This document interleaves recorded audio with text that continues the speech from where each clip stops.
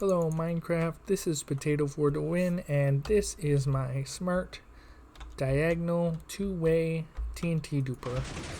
And I originally made it intending it for use on the End Tech server for constructing a circular perimeter for the spawn chunks, but I ended up never getting to actually make it on the server because it took me way too long to actually design this thing. Anyway, it has a lot of interesting technology in it, and uses the smart diagonal flying machine featured in a video by Sam and Rad that shows how this flying machine can fall walls. It's actually used 4 times in the design, and is the most important part. These two flying machines are flying in sync because in order to power this piston, it needs to fly with it, but have the bottom piston earlier in the update order so that it can push the TNT duping module before this piston pushes the power source. And on top of all that, the TNT duping module is at push limit. The pushing extension here is at push limit, and it has to be part of the engine itself so that it can be taken back. The pushing extension here is also at push limit, and because of the pushing extensions here and the way they had to be made to account for the way that the TNT duping module gets pushed on the way back, they are also at push limit, but they can't even afford this one observer here to push back. So as a result, this requires 6 redstone blocks to power all of the pistons that don't have an observer for them, and 6 slime blocks to hold them all together. And as a result, this is all at push limit too. This, and like everything.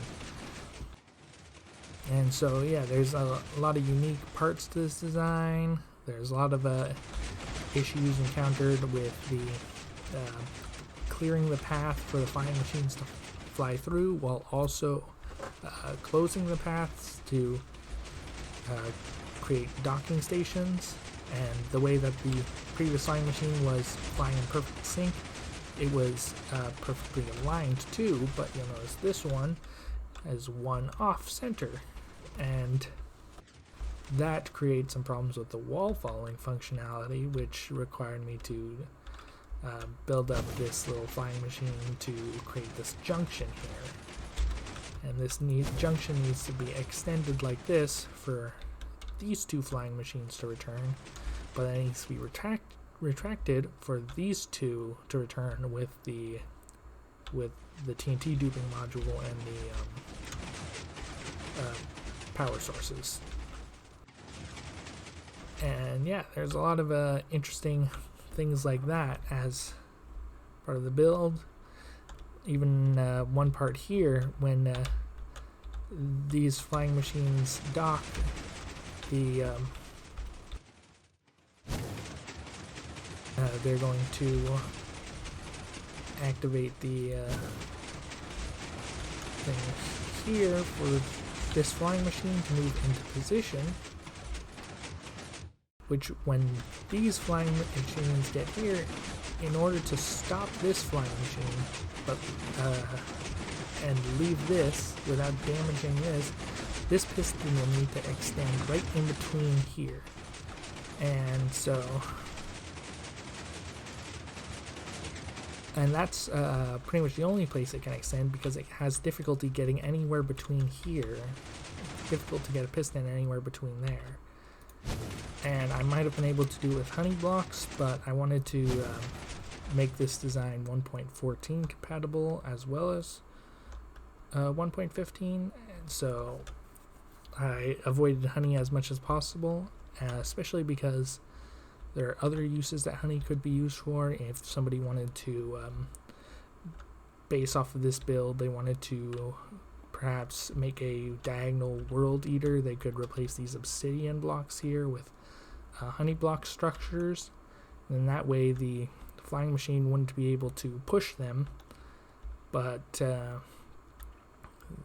another flying machine could push them down, and then you could have like the whole thing move down. So, you know, there's a lot of things like that that could be done. But anyway, that is a flying machine I made. Like to give a special thanks to Ilmango for his video on diagonal flying machine extensions, and the video that showed the 5-way movable TNT Duper.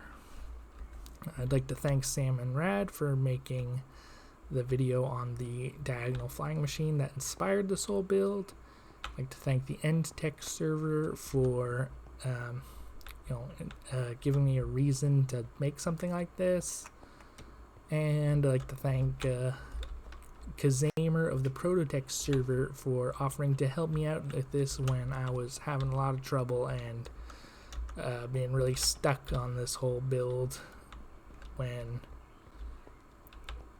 I was ranting about it in the Prototech voice chat on the Discord server.